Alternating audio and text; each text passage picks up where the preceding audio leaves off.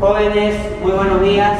En el marco de nuestro curso de Sociedad y Economía en la Globalización vamos a tocar un tema especialmente relevante y especialmente interesante, en especial para nosotros como un país subdesarrollado, que es el tema del consenso de Washington, ¿no? Yo he titulado a esta exposición el consenso anticonsenso, crítica al consenso de Washington.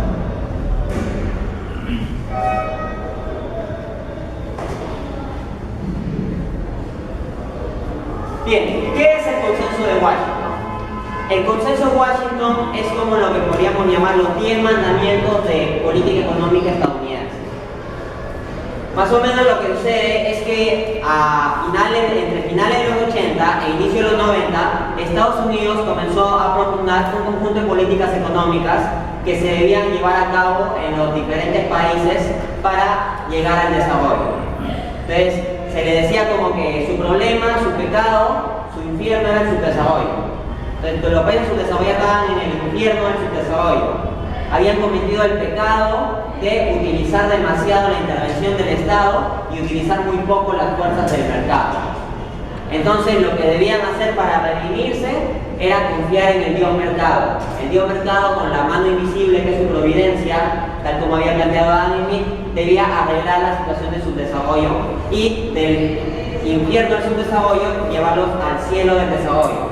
Entonces lo que hizo Estados Unidos fue dar la tabla de los 10 mandamientos. Es decir, si ustedes, países subdesarrollados, siguen estas 10 políticas, van a llegar al desarrollo. La principal zona del mundo geopolítica donde se enfocaron las políticas del consenso de Washington fue precisamente Latinoamérica, que es la zona en que estamos ubicados nosotros, dado que estamos en el Perú, aunque también hubo un interés de implantar el consenso de Washington en otros espacios geográficos. Pues bien, ¿cuáles son estos 10 mandamientos, ¿no?, entre comillas, que plantean estas 10 políticas para llegar al desarrollo confiando en el mercado? Son las siguientes. La primera, disciplina fiscal. La segunda, reordenamiento de las prioridades del gasto público. La tercera, la reforma tributaria. La cuarta, la liberalización de tasas de interés. La quinta, el tipo de cambio competitivo. La sexta, la liberalización del comercio internacional. La séptima, la liberalización de la entrada de inversiones extranjeras. La octava, la privatización. La novena, la desregulación. Y finalmente la décima, relacionada con derechos de propiedad. Lo que voy a hacer en esta exposición es hacer un breve análisis crítico de cada una de estas políticas. Podría hacer un análisis más detallado, pero el análisis tiene que ser breve porque son 10 políticas, ¿no? Si no, habría que dedicar una exposición entera para cada una de las políticas. Esta reseña de políticas fue hecha por el economista John Williamson. John Williamson, en un artículo, resume y dice: básicamente lo que la gente en Washington, en Estados Unidos, piensa es que estas son las mejores políticas. Y ahí está la lista del consenso de Washington. O sea, un acuerdo en Estados Unidos de lo que los demás países deberían hacer para llegar a ser desarrollados. Bien, comencemos con la primera política, disciplina fiscal. Como ustedes saben, en lo que es la contabilidad pública y en la contabilidad general, hay ingresos y egresos. Entonces, un Estado tiene sus ingresos desde principalmente la recaudación tributaria y sus egresos en sus gastos de consumo o de inversión de gobierno. Entonces, lo que propone el consenso de Washington es que se debe buscar al máximo un presupuesto equilibrado. ¿Qué quiere decir esto? Que los egresos nunca sean mayores que los ingresos. Entonces, no se quería demasiada intervención del Estado con gasto expansivo, así se le llama en política macroeconómica. ¿Cuál sería la crítica a esto? La primera sería desde el planteamiento keynesiano del economista John Maynard Keynes. Lo que había ubicado Keynes en la época de la Gran Depresión estadounidense es que la intervención del gobierno sí podía ser necesaria en ciertas ocasiones. Cuando un país está en depresión económica, los consumidores no tienen con qué consumir y los empresarios no tienen incentivos para invertir, el único que puede revertir la situación es el gobierno. El gobierno, ¿qué es lo que hace? Aplica gasto expansivo para estimular la economía. Entonces, la crítica sería que el objetivo de disciplina fiscal, de equilibrio fiscal, es un objetivo razonable a mediano y largo plazo, pero no lo puedes poner como un absoluto al corto plazo, porque hay momentos de crisis económica en que es necesario a veces gasto fiscal expansivo, en que es necesaria una intervención del gobierno de ese tipo, pero la política del Consenso de Washington deja amarrada de mano a las economías latinoamericanas o subdesarrolladas para llevar a cabo sus políticas. Otro problema es que cuando hay mucho desempleo, y es algo que había hallado Keynes, o sea, él estudió el problema del desempleo, cuando hay mucho desempleo, una forma de acercarse al pleno empleo, es decir, que la mayoría de la gente en una economía esté con trabajo, es por medio de la intervención expansiva del gobierno. Entonces, cuando una crisis es muy fuerte y hay demasiado paro, hay demasiado desempleo, lo que puede suceder es que va a haber demasiado descontento social y se van a romper las redes de seguridad social. Y si el gobierno es demasiado austero en cuidar el gasto, lo que puede suceder es que si no interviene en momentos específicos, se va a tener un problema social más grande. Y eso en parte es lo que estamos viendo. Pasemos a la segunda política. Es el reordenamiento de las prioridades del gasto público. Lo que decía el Consenso de Washington es que los gobiernos latinoamericanos hacen demasiado. Hacen demasiado y lo hacen mal. Decía que los gobiernos se dedicaban a dar subsidios, o sea, ayudas en precios a ciertos productos o a ciertas industrias y no dejaban que el mercado libre regulara las cosas.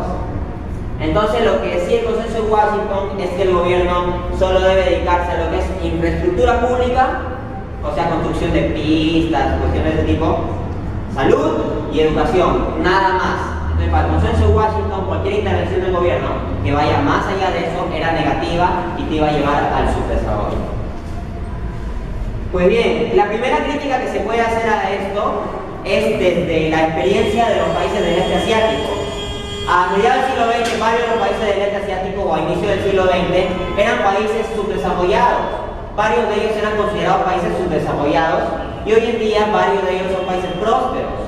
¿Cómo es que cambiaron esa situación? ¿Dejaron todo a la mano invisible del mercado? No, si uno revisa la historia económica de estos países, se va a dar cuenta que, digamos, en Corea, en Taiwán o en Singapur, han habido interesantes políticas industriales del Estado.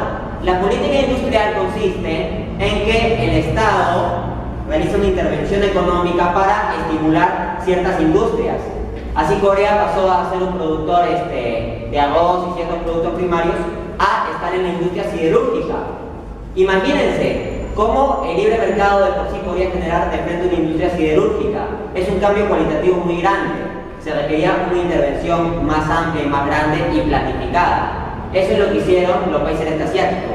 No les estoy hablando aquí de la planificación socialista, o sea, como que el Estado planificara todo, sino de una planificación gerencial inteligente que tuvieron en cuenta los gobiernos del este asiático y les fue bien. El Consenso de Washington no contempla esa posibilidad y de hecho ha sido muy crítico con los países del este asiático, pese a que en realidad han obtenido buenos resultados por esas políticas industriales. La segunda crítica que se puede hacer aquí es un tema de hipocresía, lo que se puede llamar hipocresía liberal. ¿Por qué? Porque el Consenso de Washington desde Estados Unidos te dice: no a los subsidios. Ustedes, países subdesarrollados, no pueden estar subsidiando productos, porque si no, no dejan que actúen las libres fuerzas competitivas del mercado. Quiero que observen esta gráfica de la hipocresía neoliberal. Esta gráfica representa los subsidios agrícolas totales acumulados del año 95 al año 99, ¿no? Es uno de los periodos claves de aplicación del Consenso de Washington. Estos totales subsidios mundiales. Fíjense, Estados Unidos, acá lo pueden ver en la carta estadística, tiene de todos los subsidios que hay en el mundo, Estados Unidos tiene el 25%. Imagínense, un solo país tiene la cuarta parte del total de subsidios del mundo. Es un solo país. La Unión Europea, que también apoyó el Consenso de Washington, tiene el 44,1% total de subsidios en este periodo. Japón, otra economía pegada a Estados Unidos en esa época, tiene un 18,5% y es un solo país, la quinta parte del total de subsidios del mundo. Todos los países subdesarrollados juntos, todos esos países latinoamericanos y africanos a los que el Consenso de Washington los culpa de subsidiar demasiado, ¿cuánto tienen? Todos juntos, 12,3%. Ahora, ¿por qué razón los gobiernos como Estados Unidos o de la Unión Europea subsidian productos? Por lo siguiente, porque los países subdesarrollados son más competitivos en el mercado agrícola. Los países subdesarrollados tienen mejores recursos. Como son más competitivos, pueden vender a mejores precios. Como venden a menores precios, y entran al mercado subdesarrollado, pueden destruir toda la industria agrícola de los países desarrollados, si es que entran a los países desarrollados. Entonces, ¿qué es lo que hacen los países desarrollados? Una competencia desleal. Ponen subsidios para que los precios de la industria agrícola de los países desarrollados, de sus propios países, sean más bajos. Entonces hay un tema de competencia desleal.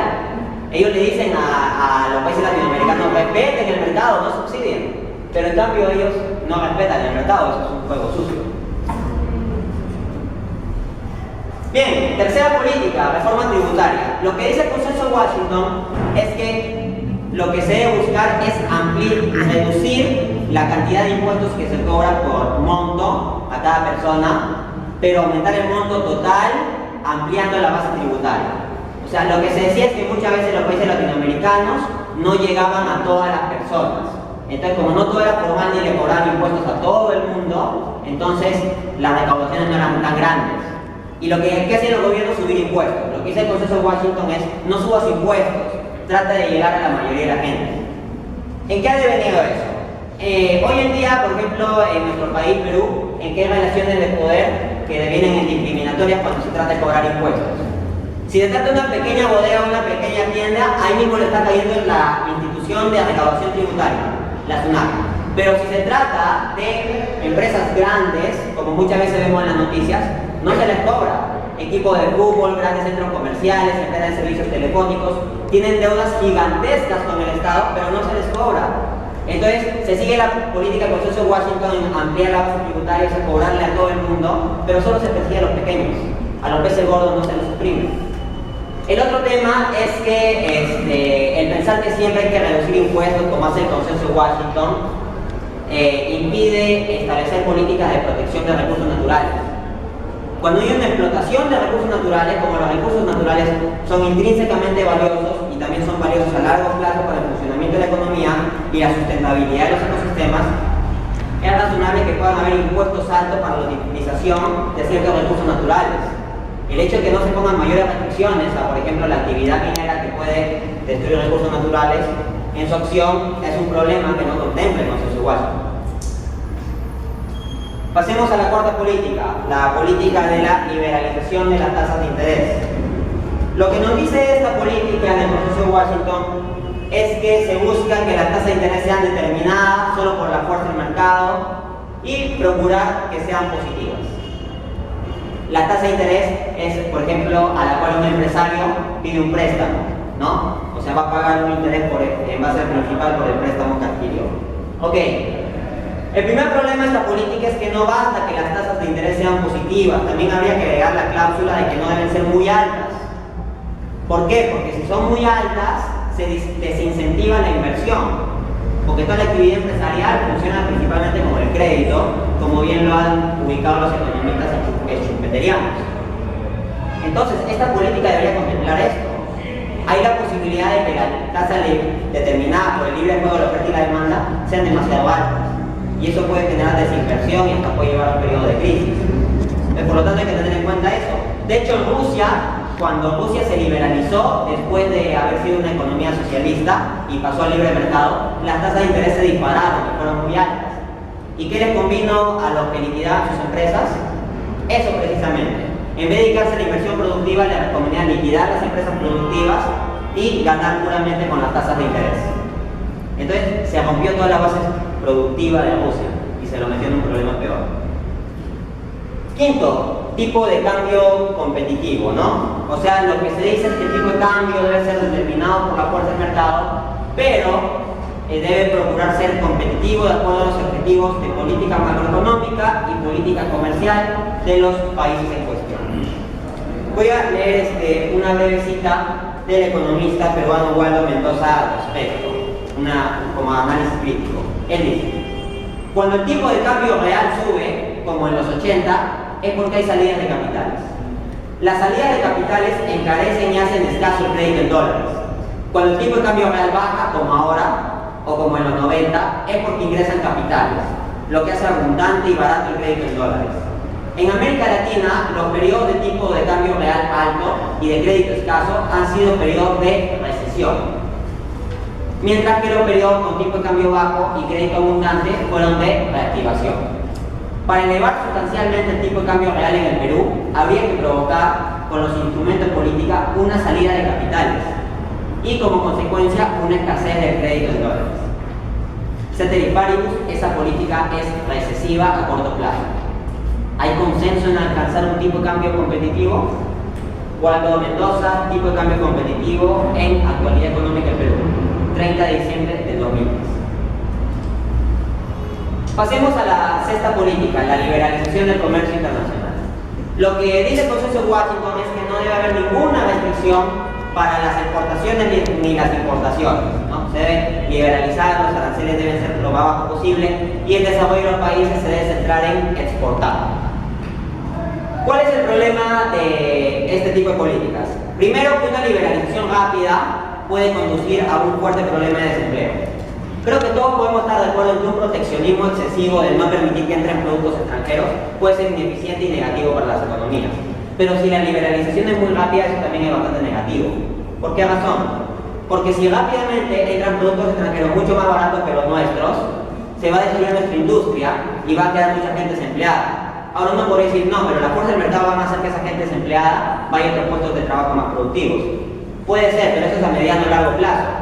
Porque en realidad esa gente no es que se recoloca de un momento a otro en el mercado laboral. No te puedes cambiar de un momento a otro. Entonces, eso es algo que no ha contemplado el Consenso de Washington. Otro tema es que el desarrollo solo se centra en exportar. Porque cuando el desarrollo solo se centra en exportar, surgen dos problemas. Primero, que a veces solo te puedes dedicar a exportar algo. Piensen, por ejemplo, en los países subdesarrollados. ¿Qué exportan principalmente? Materias primas baratas, con precios fluctuantes. Nuestro país, Perú, que exporta principalmente minerales, sin mayor transformación, sin mayor conocimiento, desarrollo tecnológico o industria. ¿Qué importamos nosotros de los países desarrollados? Bienes industriales con tecnología incorporada. Entonces nosotros nos especializamos en ser personas sin conocimientos tecnológicos que exportan productos primarios y que importan productos con desarrollo tecnológico. Entonces la brecha tecnológica y de desarrollo productivo se va haciendo más grande en base a esta dinámica. Como decía algún economista, la división del comercio internacional consiste en que unos se especializan en ganar y otros se especializan en perder. El segundo problema de este tipo de política es que si tú todo lo tiras para la exportación, pueden haber productos que sean necesarios en tu país, pero que sea más rentable exportarlos, sacarlos afuera. El tema es que en tu país va a quedar menos oferta de esos productos. Si hay menos oferta, los precios van a ser más altos. Si la gente de tu país necesita esos productos, va a haber una disminución en su calidad de vida, porque van a estar a precios más altos. Y uno podría decir, no, es que con la plata que viene de las exportaciones se compensa esa baja en el nivel de vida y está mejor. Eso sería cierto sí, solo si la plata que viene de las exportaciones fuera a la gente que más lo necesita. Pero no es así, o sea, el principal monto de las exportaciones se cae con grandes empresas que muchas veces no son ni siquiera del país, sino extranjeras que trabajan con productos del país. Bien, vamos a la séptima política, liberalización de la entrada de inversiones extranjeras. Lo que quiere decir esto es el libre flujo de capital, ¿no? O sea, que se puede entrar y salir libremente, uno puede venir a invertir y después puede sacar su inversión. ¿Cuál es el problema de esto? El tema de los capitales golondrinos. O sea, que hay inversiones extranjeras que vienen por un momento cuando hay bonanza económica, pero apenas se ve que la cosa podría ir mal, se van. ¿Y qué hace eso? Desestabiliza la economía.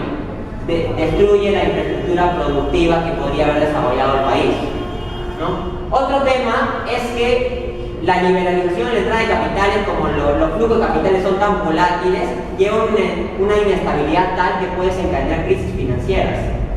De hecho, hubieron países del este asiático que gracias a su bonanza económica dijeron vamos a aplicar la liberalización financiera.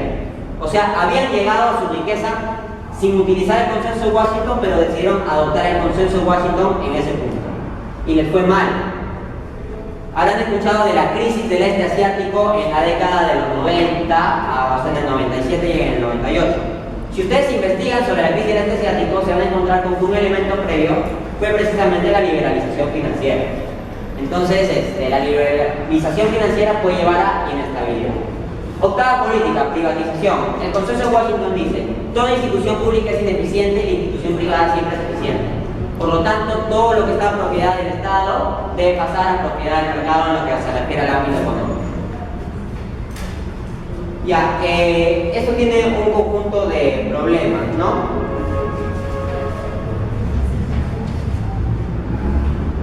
Ya, bien. El primer problema es que las privatizaciones pueden generar rápidamente monopolios abusivos. ¿Qué quiere decir esto?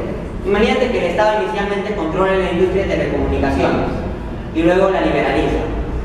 No necesariamente van a salir un montón de empresas de telecomunicaciones a repartirse en la industria, sino que en el proceso de privatización, el Estado le puede conceder toda la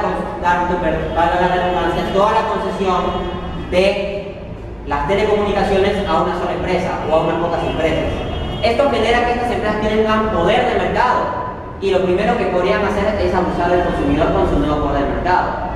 Como el Estado no muestra mayor interés de regularlo porque más bien le ha dado la concesión, podría suceder que el abuso sea más grande. De hecho, eso es lo que se ha visto en nuestro país en gran parte. Ha habido privatizaciones rápidas y se han generado poderes monopólicos de empresas que controlan concesiones del Estado y que han tendido a gestionar sus empresas de un modo tal que no conviene al consumidor. Eso se da especialmente en el sector de telecomunicaciones. Otro problema es el siguiente. Lo que dice el Consenso de Washington es que el Estado es corrupto y que mejor es todo dejarlo al mercado. El punto es que el mercado también puede ser corrupto, los intereses económicos pueden ser corruptos. Ahora, si es cierto que el Estado es corrupto, ¿quién se encarga de dar la concesión a la empresa privada? El Estado. Ahora, si el Estado es corrupto, no necesariamente le va a dar la concesión a la mejor empresa privada, sino a aquella que pagó el mayor soborno. Por eso es que a veces a los procesos de privatización se les llaman procesos de sobornización. Pasemos a la novena política de regulación. Lo que dice el Consenso de Washington es que el Estado no debe regular para nada el mercado funciona bien. Hace un momento yo había mencionado que las empresas que tenían concesiones en los procesos de privatización tenían poder monopólico. Uno puede decir, ya, pero se lo puede regular. Mentira, la novena política dice que no regules. El tema es que solo se cumple teoría de eficiencia de los mercados cuando se cumplen todos los requisitos del modelo de competencia perfecta. Y esos requisitos son muy restrictivos, es improbable que se cumplan. Por lo tanto, siempre es necesaria alguna medida de regulación. Y aunque sea hay que regular el tema de lo que son los derechos laborales, liberalizar derechos laborales demasiado puede ser negativo. Finalmente, décima política, lo que son los derechos de propiedad. Lo que dice el Consejo de Washington es que hay que establecer derechos de propiedad claros. El tema es que por causa de las relaciones de poder que existen en la economía, solo se han protegido los grandes derechos de propiedad y no los derechos de propiedad de las personas pequeñas. Por ejemplo, el Estado protege los derechos de propiedad de las grandes mineras cuando quieren invertir, pero tal vez no protege los derechos de propiedad y pertenencia de los indígenas amazónicos que podrían estar en esas zonas o las personas autóctonas que residen en ese espacio geográfico donde hay recursos. Entonces, el Consenso de Washington habla de los derechos de propiedad como si el Estado los aplicara de modo neutro, y eso no es así. Finalmente, una vez criticadas las 10 políticas, quiero mostrarle algunas estadísticas de resultados del Consenso de Washington. Ya está. La balanza comercial Perú del 90 al 99, principalmente negativa. Ahí está subiendo, pero nuestras exportaciones siguen siendo primarias. Acá hay una correlación estadística o análisis econométrico que relaciona la liberalización financiera y la desigualdad en un estudio que tomó en cuenta a varios países desde el año 77 al año 2000. Lo que halló este estudio es que la liberalización financiera está correlacionada positivamente y significativamente con la desigualdad. ¿Qué quiere decir esto? Más liberalización financiera, más desigualdad. ¿A quiénes los hicieron choritos? ¿Qué países implantaron el Consenso de Washington creyendo a Estados Unidos? Bolivia, Colombia, Ecuador, Perú y Venezuela. En Perú hemos sido uno de los más devotos. Acá está cada una de las 10 políticas. Perú ha aplicado todas, a excepción de la décima, que es derecho de propiedad. ¿Por qué? Porque somos de economías informales. Por eso no. La CEPAL versus el Consenso de Washington. La CEPAL fue una propuesta de desarrollo para la América Latina que discrepaba del Consenso de Washington y que se aplicó de los 50 a los 80. La gráfica morada es de 1951 a 1980 y la gráfica roja es el Consenso de Washington. Representa el nivel de las tasas de crecimiento económico en 17 países de América Latina en esos periodos. Fíjense cómo los resultados de la política de la CEPAL casi siempre o siempre, no, casi siempre son superiores a los resultados del consenso de Washington. Crecimiento decreciente. Aquí podemos ver la dinámica del crecimiento económico en la década de los 90. ¿Cómo fue el crecimiento económico? Así fue en Colombia, en Ecuador, ¿no? En Perú, en Venezuela y ahí hasta Bolivia. Entonces vemos un crecimiento decreciente, ¿no? En vez de ir hacia arriba, va ligeramente hacia abajo. La ocupación más frecuente, el desempleo. Con la implantación de la política de Washington, del 90 al 2001, hubo un crecimiento del nivel de desempleo en varios países. Colombia, 70% de crecimiento. Venezuela, 30% aproximadamente. Los países andinos están por 40%. Perú es el que tiene menos nivel de crecimiento del desempleo. Ahora uno dirá, entonces estamos bien. No, lo que sucede es que gran parte del empleo que hay es empleo precario y subempleo, no es empleo propiamente dicho. Un problema que afecta a casi todos por igual, el problema es la desigualdad. Entonces aquí podemos ver los tipos de crecimiento del coeficiente Gini. Las líneas más claras son, la división de líneas es del 99 y del 90. Entonces, en casi todos los países, a excepción de uno, se ha hallado un crecimiento de la desigualdad medida por el coeficiente Gini. Por tanto, en conclusión, como dice Joseph Stiglitz, cito, si existe un consenso en la actualidad sobre cuáles son las estrategias con más probabilidades de promover el desarrollo en los países más pobres del mundo, es el siguiente. Solo hay consenso respecto de que el consenso de Washington no brindó la respuesta. Sus recetas no eran necesarias ni suficientes para un crecimiento exitoso. Si bien cada una de sus políticas tuvo sentido para determinados países en determinados momentos. Entonces uno puede aprender del consenso de Washington ciertas cosas, hay ciertas cosas positivas que se pueden rescatar. Pero tomarlo como paquete de desarrollo y promesa de desarrollo, en vez de ir al cielo, es ir al infierno. Entonces son 10 mandamientos que no hay que seguir. Conclusión. Luego de examinar todo lo anterior, llegamos a la siguiente conclusión. No al consenso de Washington. Gracias.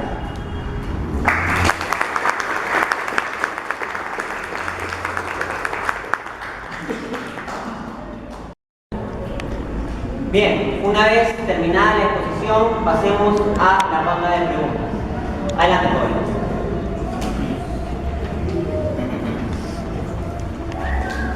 Bien, buenos días, compañeros todos. Mi tema es el interés político y económico del Gran Consenso de Washington. Se entiende por consenso de Washington un listado de políticas económicas. Este consenso fue hecha con un solo objetivo, ¿no? para los países latinoamericanos, con el fin del desarrollo económico y social para estos países. Pero mi pregunta es, ¿por qué imponen la política del consenso de Washington sobre los países económicos más débiles mediante organizaciones, burocracias, mediante burocracias y además de ejercer políticas, una presión política? Ok, muchas gracias. Sí, está bastante interesante el punto que plantea. ¿Por qué? Porque dice, en primera instancia, el Consenso de Washington busca promover el desarrollo, pero después no se queda ahí, sino dice, acá puede haber algo más, ¿por qué hay presión política? ¿Por qué les imponen ciertas políticas? Eso es muy cierto. El Consenso de Washington no es un proceso de puro libre mercado o algo así. O sea, los políticos de Washington y sus burócratas presionaban a los países para que implanten esas políticas. Ahora, la pregunta es ¿por qué razón? O sea, ¿qué hay detrás de eso? Bueno, hay intereses principalmente financieros, económicos y geopolíticos. Comencemos por los geopolíticos. Ustedes saben que a mediados del siglo XX el mundo está dividido en dos, la Guerra Fría. Por un lado, los países del occidente, capitalistas, con Estados Unidos, y por otro lado, en el oriente, los países socialistas, con la Unión Soviética a la cabeza. En la década de los 90 cae la Unión Soviética, pero entonces lo que quería Estados Unidos era asegurarse de que eran ellos, Estados Unidos, quienes iban a configurar la política y la geopolítica del mundo, que ellos iban a tener control político del fenómeno que se ha llamado globalización. Entonces, no se quería que puedan surgir ciertas intenciones socialistas dentro de los países latinoamericanos, como ya había sucedido en la década de los 60 y los 70. En Argentina, por ejemplo, y en Chile hubieron intenciones de ir a gobiernos socialistas, y ahí Estados Unidos implementó golpes de Estado, apoyando a Videla y a Pinochet, respectivamente Argentina y Chile. Ok, entonces un interés era que Estados Unidos mismo moldee la globalización. Entonces, ahí está el interés político. ¿Cuál es el interés financiero económico? Es el siguiente.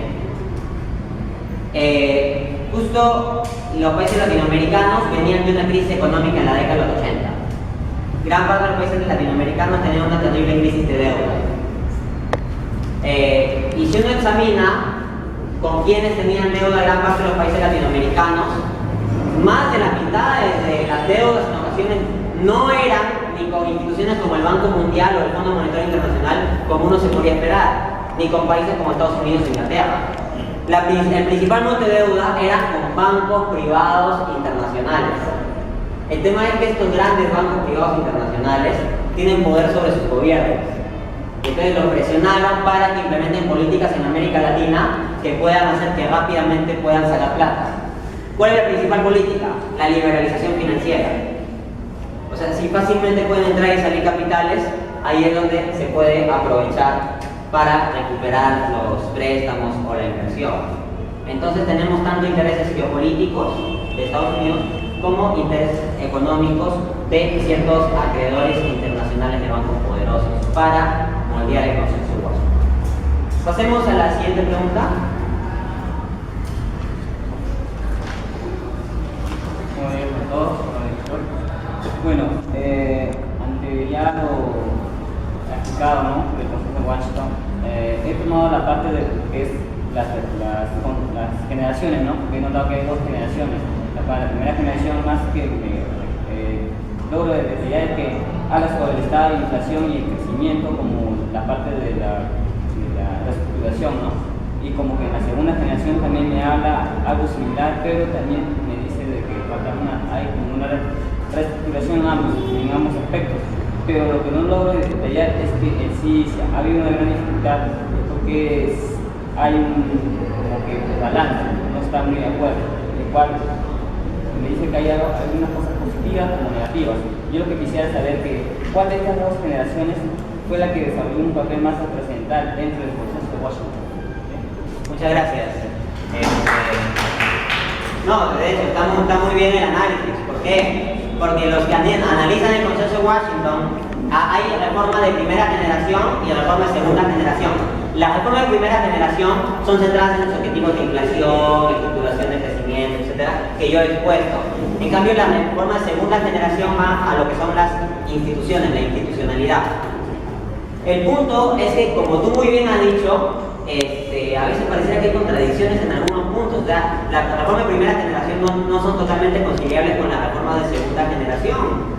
Eso es muy bien, te felicito por haberlo ubicado, porque más bien cuando se implementa el consenso de Washington solo se tiene en cuenta lo que son las reformas de primera generación, y ese es el que tiene más importancia. En nuestro país, cuando se implantó el consenso de Washington y en otros países, más que preocuparse de fortalecer las instituciones, que no haya corrupción, que se respete la ley, no, se preocuparon de liberalización rápida, sacar al Estado de la economía, privatizar al toque todas las empresas que eran del Estado, de regular. Entonces no hubo una preocupación por las instituciones. Lo que hacía la gente del consenso de Washington es, bueno, en primera instancia digamos la de primera generación y después la de segunda generación. Pero el punto es que, si aplicando la política de la primera generación, tú ya has roto la infraestructura institucional, el respeto por la ley, lo que podríamos llamar el capital social existente en estos países, va a ser difícil que implementen reformas de segunda generación para fortalecer una institucionalidad que ya está más frágil al comienzo. Entonces, sí, hay muchos puntos en que no son totalmente conciliables la reforma de primera generación con la de segunda generación. Y si aplica la de segunda generación después de la primera, no va a ser tan efectivo, por lo que la reforma de primera generación ya erosiona la institucionalidad. Muy bien, pasemos al segundo cuestionamiento. Perdón, tercero sería ya, ¿no? Tiene razón.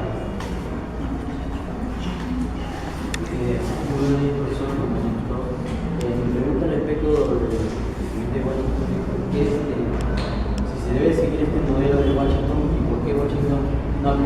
negocios hacia su país. Muchas gracias. Sí, se ve que han traído preguntas así con bastante perspicacia.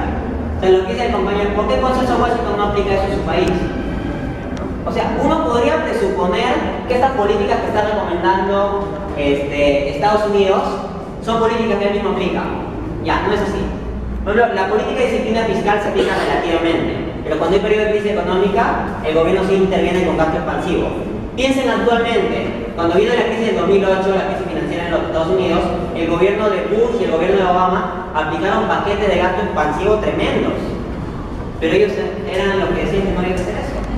Por otra parte, ya de regulación eso sí lo aplicaron, para favorecer a los intereses de los grandes bancos, ¿no? En cuanto a la liberalización del comercio internacional, no lo hacen. Cuando Estados Unidos hace un tratado de libre comercio con otro país, hace que el otro país liberalice su propio comercio internacional. Pero Estados Unidos mismo no lo liberaliza tanto. O sea, hace que el otro país quite sus restricciones para que Estados Unidos pueda entrar, pero no, Estados Unidos sigue poniendo ciertas restricciones para que el otro país no pueda entrar con tanta facilidad. Entonces, los tratados de libre comercio deberían tener una sola página. La página donde diga que desde el día de mañana no van a haber aranceles ni barreras comerciales entre los dos países. Pero no, los tratados de libre comercio tienen un montón de páginas. En esas páginas es donde Estados Unidos, cuando hace el tratado de libre comercio, pone tal condición o cual condición que no es exactamente la liberalización comercial que ellos propugnan, ¿no? Luego, en lo que es la liberalización de tasa de interés, tampoco es del todo así. O sea, había un manejo discrecional de la tasa de interés por parte de la Reserva Federal. O también pensemos en el reordenamiento de las prioridades de gasto público. Yo les mostré una diapositiva donde el 25% total de subsidios agrícolas, del 95 al 99, lo daba Estados Unidos. Pero Estados Unidos decía que eso estaba mal. ¿Por qué no lo aplica? Porque sabe que no le conviene. Porque sabe que todas esas políticas pueden debilitar estructuralmente una economía, aun cuando a corto plazo puedan generar un boom económico.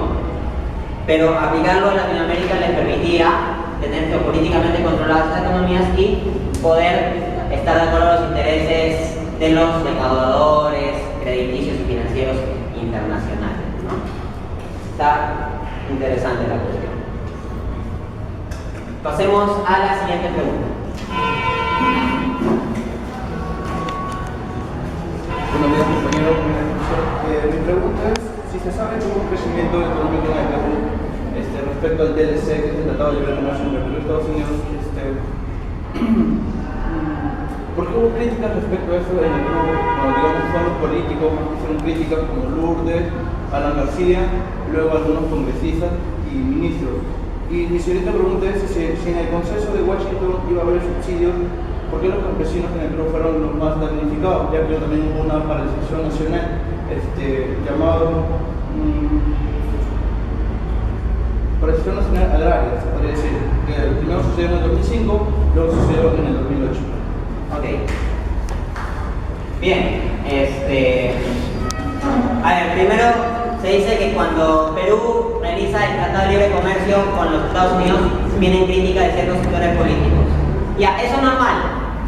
O sea, siempre que un gobierno va a llevar a cabo una medida, y si hay ciertos puntos de crítica, los partidos que no están en el gobierno siempre van a aprovechar la ocasión para criticar al gobierno turno. Pero esos mismos países que ahí critican, si ellos estuvieran en el poder, muy probablemente harían lo mismo. Pensemos en la política económica de Toledo. Alan García tuvo crítica a la política económica de Toledo, pero hubo varios puntos de la política económica de Alan García cuando llegó a la presidencia que eran similares a los puntos que criticaba Toledo. Entonces, una cosa es cuando está fuera y critica de fuera, y otra cosa es cuando está adentro. Ya, entonces, respecto al Tratado de Libre Comercio, es obvio que van a haber críticas políticas, pero las críticas no solo eran de los políticos, que tú bien has mencionado, sino también habían críticas de importantes economistas y estudiosos que explicaban que en base a ciertas dinámicas podían haber efectos negativos sobre la economía, ¿no? Y ahí está relacionado con el tema que tú mencionaste de la paralización agraria. Habíamos visto que Estados Unidos subsidia sus productos agrícolas. Con el Tratado de Libre Comercio, el Perú tendría la oportunidad de poder vender sus productos agrícolas fuera, en los Estados Unidos. Pero si Estados Unidos pone restricciones, entonces no es tan limpio el asunto. Y lo que pasa es que como hay también posibilidad de que entren empresas estadounidenses a invertir, lo que iba a suceder es que gran parte de la inversión agrícola no iba a ser con esta comunidad de campesinos, sino que sus tierras les iban a ser compradas o expropiadas por grandes empresas, que eran los que se iban a encargar del asunto. Entonces eran empresas estadounidenses que invertían en el negocio agrícola en el Perú para exportar a Estados Unidos. Entonces el juego era doble, ¿no? Otro tema de las críticas que hicieron algunos economistas, había ciertas cláusulas arbitrarias. Por ejemplo, Estados Unidos estableció como regla que se respeten los derechos laborales de ciertos trabajadores peruanos que trabajaban en ciertas industrias que venderían a Estados Unidos. O sea, decía, si tú quieres vender productos de Estados Unidos, productos peruanos, los trabajadores peruanos tienen que tener todos sus derechos laborales pagados. Uno dirá, qué bueno que nos hacen una política tan concesiva y se preocupan por la gente, pero no es así. En realidad hay algo oculto, que es lo siguiente, que si hay que pagar todos los derechos laborales, las ETS, compensaciones, bonificaciones, todo, los sueldos son un poco más altos. O si lo obligas a pagar el salario mínimo más alto, pues, porque varias veces no se paga el salario mínimo en la industria agrícola. Entonces, si es más alto, el precio va a tener que ser más alto. Si el precio del producto peruano que llega a Estados Unidos es más alto, ya no necesariamente va a ser tan competitivo contra el producto que ya existe en Estados Unidos. Entonces, ahí se previenen, pues. O sea, dejan que entre el producto, pero como piden que se cumplan derechos laborales, entra a precio más alto y ya no afecta tanto a la industria estadounidense. Como decía el mismo Williamson, que escribió sobre el proceso de Washington, a Estados Unidos no le gusta el nacionalismo económico en ningún país del mundo, a excepción de Estados Unidos. Estados Unidos sí puede aplicar el nacionalismo económico. Vamos a pasar a la última pregunta. Profesor, compañeros, esta mañana le voy a hablar sobre la economía informal, claro, un punto sobre la economía informal y cuál es la propuesta de Hernando de Soto sobre la economía informal en el Perú. Bueno, la economía informal es toda actividad productiva y económica que son realmente no legalizadas, que evaden los impuestos y todo lo demás. Bueno, sobre la propuesta de Hernando de Soto es que esto se debe a que las personas, o sea, nosotros creemos que la economía informal es un problema que nosotros lo causamos, que causan las empresas, las micro, macroempresas que no pagan impuestos. Y eso es totalmente erróneo. Según Hernando de Soto es totalmente erróneo, ya que el problema no son estas empresas, sino el problema es el Estado, que no regulariza a esas empresas. Bueno, mi pregunta sería la siguiente: ¿a qué se debe que el Estado no disminuya el costo para que las empresas puedan ser formales, trabajar en la legalidad y no ilegalmente? Ok, gracias. A ver, claro, ¿por qué el Estado no se ocupa de disminuir tanto la informalidad? Puede ser por varias razones. En primer lugar, la informalidad tiene sus desventajas serias. Por ejemplo, no le puede cobrar impuestos, no lo puede fiscalizar si está cumpliendo con reglas sanitarias, por ejemplo, ¿no? Puede hacer transacciones, puede llegar incluso a hacer transacciones ilegales en la empresa informal. Tiene sus desventajas, pero también tiene sus ventajas, porque hay un potencial productivo. A veces lo que sucede es que los gobiernos, y eso sería algo correcto de lo que señala Hernando Soto, aunque yo también tengo bastante crítica respecto a su planteamiento, ponen demasiadas barreras burocráticas a veces para que una empresa se formalice.